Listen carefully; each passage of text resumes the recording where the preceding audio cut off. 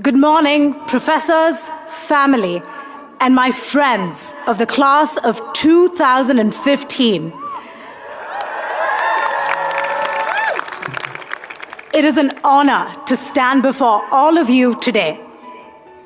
When I first came to Cal, like other students, I was driven to excel, to be the best in academics and in all the other activities I was involved in.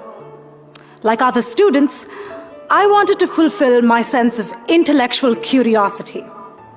Cal brings out our competitive side, our independence, and the drive to push our boundaries. As we leave college, those qualities will serve as well. In fact, it's why Cal graduates succeed. And some will say, rule the world.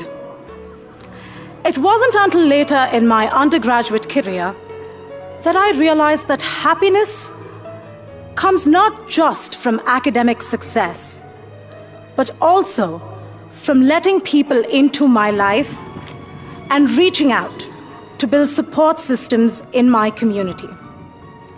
Feeling at home was not something that I expected when I came to college 8,000 miles away from where I was born and raised. But it happened to me.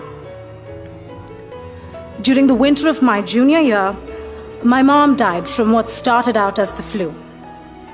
I could not understand how, in a span of 3 days, someone who I had just talked to and who had laughed at my crazy jokes could somehow cease to exist.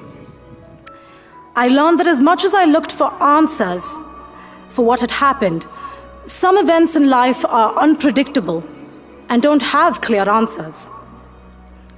Coming back to college was one of the hardest things I've ever had to do. I felt my mother's passing in the smallest of details, from seeing freshmen moving in and remembering how she had flown in with me to help me do the same, or something as mundane as hearing someone say they needed to call their mom. Among my group of friends, I began to feel like an outsider, someone who was incomplete. And to be honest, there are still times that I feel that way. But I had to accept that this was my new reality. I would not be able to call my mom about my bad days, my good news, or even that econometrics final, which I had studied so hard for, but still felt like I knew nothing. It was in one of those moments when I was emotionally at my lowest and really did not feel like facing college every single day that I understood that I had to let people in. I had been fiercely independent to the point where it was a source of pride for me not to ask for help. But I needed help. That was how I found another dimension to Cal. The people. People who I had never before approached for any kind of personal assistance helped me in such unexpected and touching ways.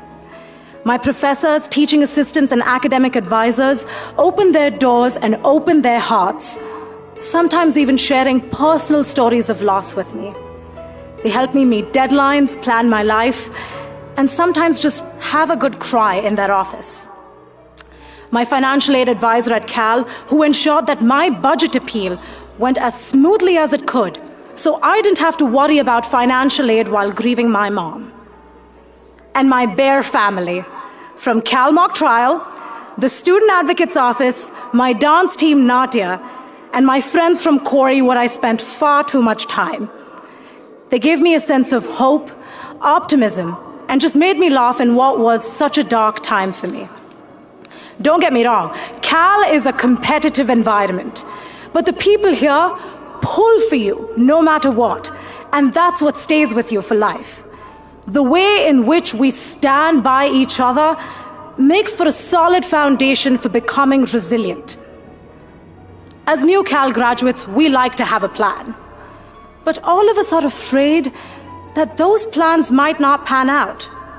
The fact is, life is really unpredictable, which all of us will find out to varying degrees. I am not